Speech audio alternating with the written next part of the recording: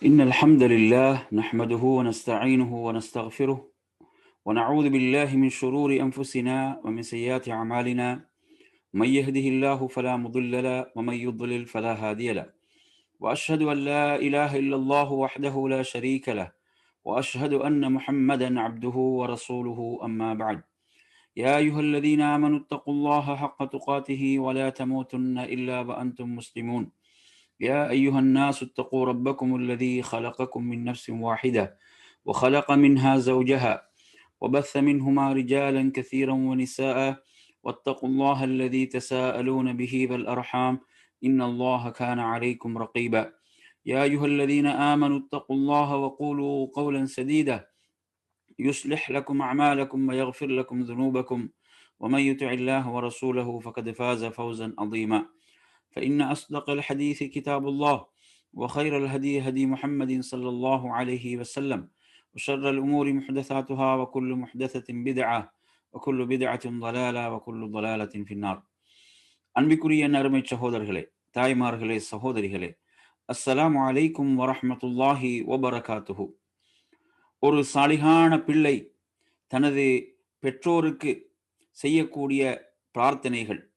அன்பிற்குரியவர்களே, நபி ஸல்லல்லாஹு அலைஹி வஸல்லம் அவர்கள் குறிப்பிட்டார்கள், ஒரு மனிதன் மரணித்து விட்டால் அவனது சகல செயல்களும் நற்காரியங்களும் துண்டிக்கப்பட்டு விடுகின்றன, மூன்றை தவிர என்று சொன்னார்கள். அதில் ஒன்று சதகத்துன் ஜாரியா, அவன் செய்த அந்த நிலையான தர்மங்கள். அதே போன்று அவனது கல்வியின் மூலம், இல்மின் மூலம் பிறர் பயன்பெற்றிருந்தால் அந்த இல்ம், அந்த கல்வி. அதே போன்று அவனது சாலிகான குழந்தை, அவனுக்காக கேட்கக்கூடிய பிரார்த்தனை. எனவே அன்பிற்குரியவர்களே, அதாவது ஒருவர் ஒரு சாலிகான ஒரு மனிதர், ஒரு சாலிகானவர் என்பதை அவர் அறிந்து கொள்வதற்குள்ள ஒரு பெரும் ஆதாரம்தான் அவர் தனது பெற்றோருக்கு துஆ செய்யக்கூடிய, பெற்றோருக்கு பிரார்த்திக்கக்கூடிய ஒரு பிள்ளையாக அவர் இருப்பாராக இருந்தால் அவர் ஒரு சாலிகானவர் என்பதற்கு இந்த ஹதீஸிலே சான்று இருக்கிறது. அன்பிற்குரியவர்களே, அந்த அடிப்படையில் நமக்கு அல் குர்ஆன் கற்றுத்தரக்கூடிய துஆக்களில் நபி இப்ராஹிம் அலைஹிஸ்ஸலாம் அவர்கள் தனது பெற்றோருக்காக இவ்வாறு துஆ செய்தார்கள் என்பதை பார்க்கிறோம். நபி இப்ராஹிம் அலைஹிஸ்ஸலாம் அவர்களுடைய தந்தை ஒரு காஃபிராக, முஷ்ரிக்காக இருந்தும் அவர்கள் ஆரம்பத்தில் தனது தந்தைக்காக துஆ செய்தார். தனது தாய் தந்தை இருவருக்காகவும் அவர் துஆ செய்தார். இந்த துஆவை வைத்து அறிஞர்கள் ஒரு செய்தியை, ஒரு விளக்கத்தை சொல்வார்கள். அதாவது இப்ராஹிம் அலைஹிஸ்ஸலாமுடைய தாய் ஒரு மூமினான பெண்ணாகத்தான் இருந்தார்.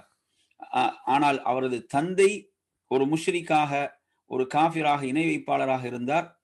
எனவே அதனால்தான் அவர்கள் என்ன செய்தார்கள், தனது தந்தைக்கு துஆ செய்த துஆவிலிருந்து அவர்கள் விலகி கொண்டார்கள். தனது தந்தை அல்லாஹுடைய எதிரி என்பதை அவர்கள் அறிந்து கொண்ட போது அவர்கள் தந்தையை விட்டு என்ன செய்தார்கள், விலகி கொண்டார்கள் என்று அல்லாஹ் குர்ஆனிலே குறிப்பிடுகிறான். எனவே நாம் இதில் என்ன பார்க்கிறோம் என்று சொன்னால், அதாவது இப்ராஹிம் அலைஹிஸ்ஸலாம் தனது பெற்றோருக்காக செய்த துஆ, நபிமார்கள் தனது பெற்றோருக்காக துஆ செய்தார்கள் என்ற ஒரு மிக பெரும் முன்மாதிரி அல்லாஹு தஆலா குர்ஆனின் மூலம் நமக்கு வழங்கி கொண்டிருக்கிறான்.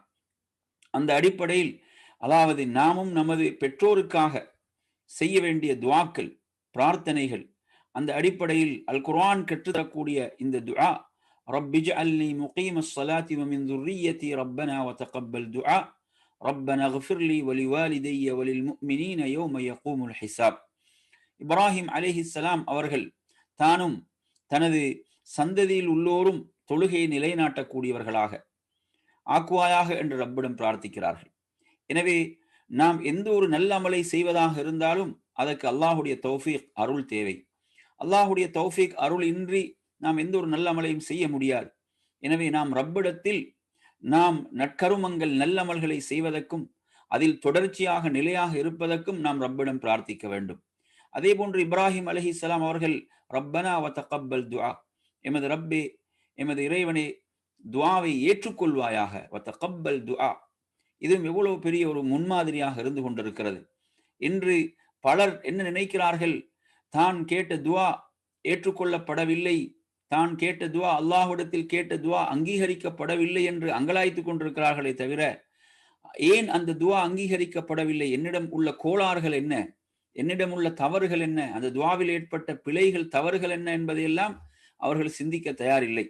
எனவே அன்பிற்குரியவர்களே, நாம் ரப்பிடத்தில் இந்த துஆவை என்னிடமிருந்து ஏற்றுக்கொள்வாயாக, அங்கீகரிப்பாயாக என்று கேட்பதும் நபிமார்களுடைய துஆவின் முன்மாதிரியாக இருந்தது என்பதை பார்க்கிறோம். அதே போன்று ரப்பனக்ஃபிர்லி வலிவாலிதைய, என்னையும் எனது பெற்றோர்களையும் மன்னிப்பாயாக.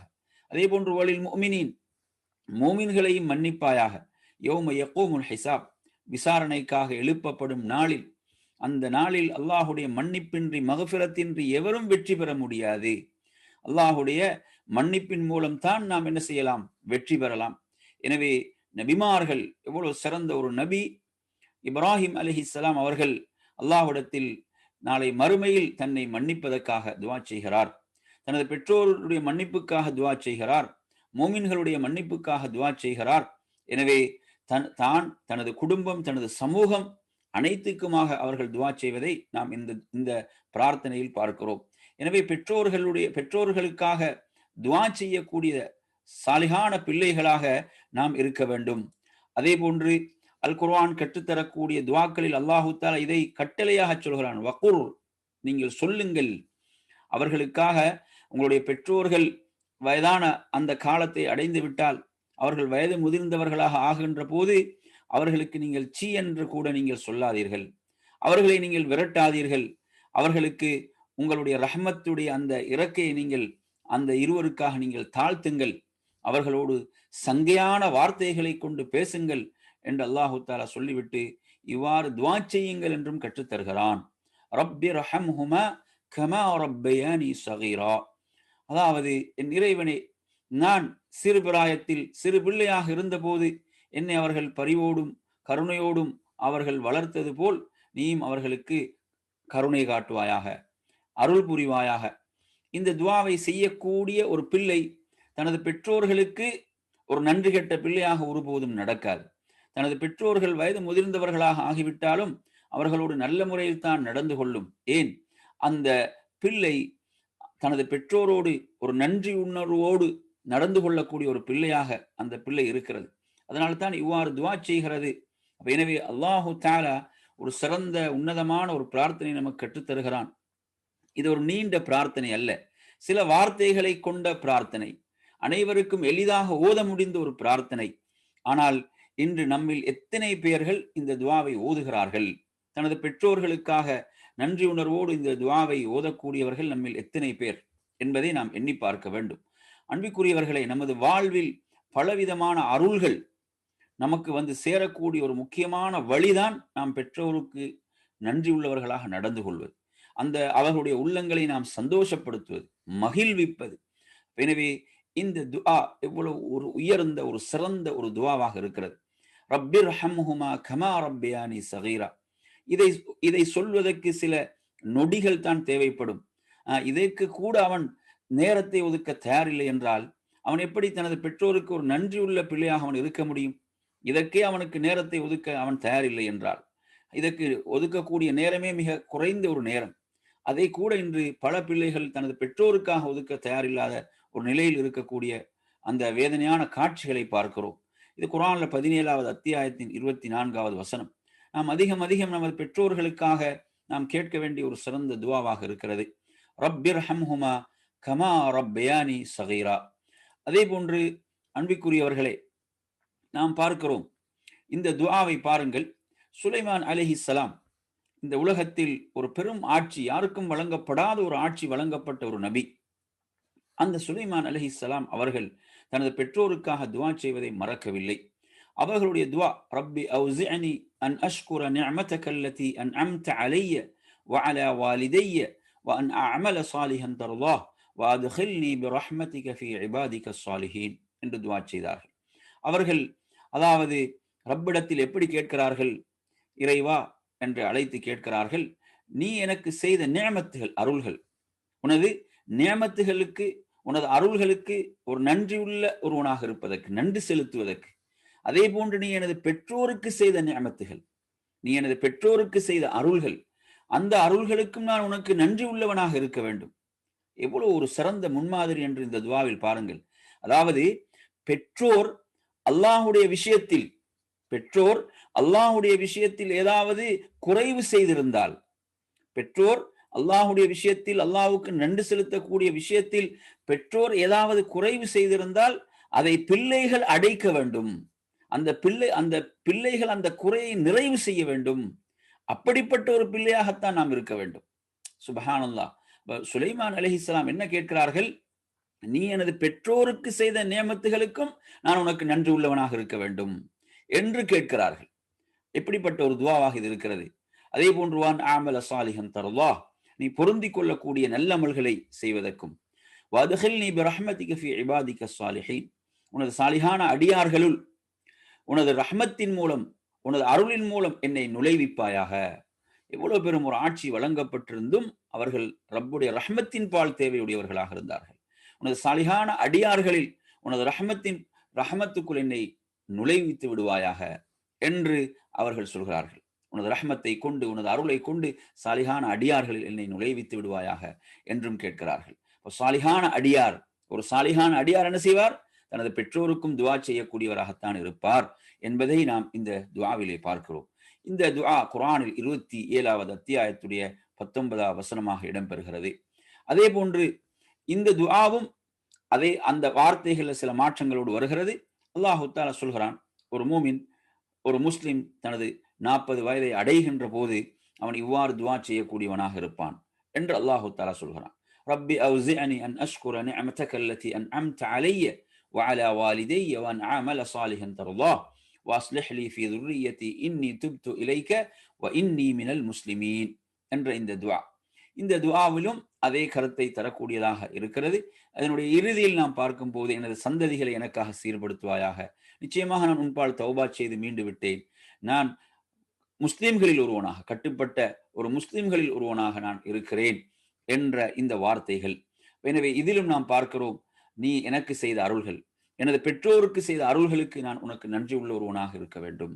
எனவே நறுமை சகோதரர்களே, பெற்றோர்கள் அல்லாஹ்வுக்கு நன்றி செலுத்தக்கூடிய விஷயத்தில் அவங்க குறைவு செய்திருந்தால் அதை நிறைவு செய்யக்கூடிய ஒரு பிள்ளையாகத்தான் நாம் இருக்க வேண்டும் என்ற ஒரு மகத்தான முன்மாதிரியை நாம் இந்த துஆக்களிலே பார்க்கிறோம்.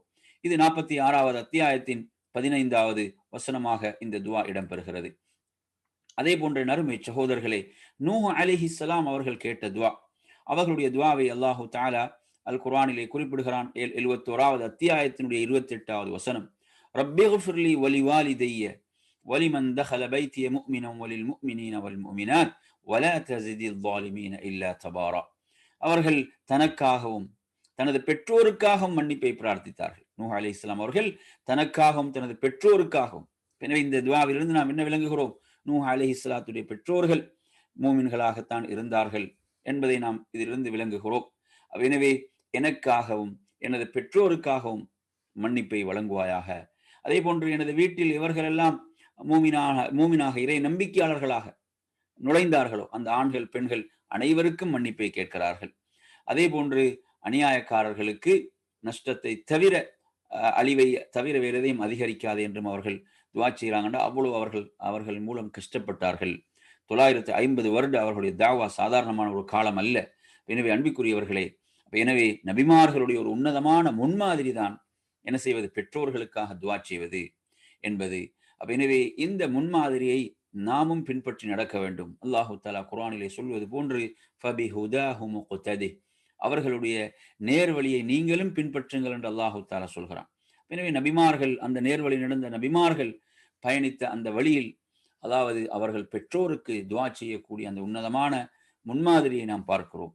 எனவே நாம் நமது பெற்றோருக்கு துஆ செய்யக்கூடிய, பெற்றோருக்கு நன்றி உள்ள பிள்ளைகளாக, அல்லாஹ் குர்ஆனிலே சொல்வது போன்று, அனிஷ்குர்லி வலிவாலிதை, எனக்கு நீங்கள் நன்றி செலுத்துங்கள், உங்கள் பெற்றோருக்கும் நீங்கள் நன்றி செலுத்துங்கள் என்று அல்லாஹு தஆலா சொல்கிறான். அப்படிப்பட்ட நன்றி உள்ள பிள்ளைகளாகவும், அதே போன்று நாம் பெற்றோருக்கு பிரார்த்திப்பதன் மூலம், பெற்றோருக்கு நன்றியோடு நடந்து கொள்வதன் மூலம் இறை நெருக்கத்தை பெற்ற பிள்ளைகளாகவும் மாறுவோமாக என்று கூறி நிறைவு செய்கிறேன். வஆகிரு தஅவானா அனில் ஹம்துலில்லாஹி ரப்பில் ஆலமீன். வஸ்ஸலாமு அலைக்கும் வரஹ்மத்துல்லாஹி வபரகாத்துஹு.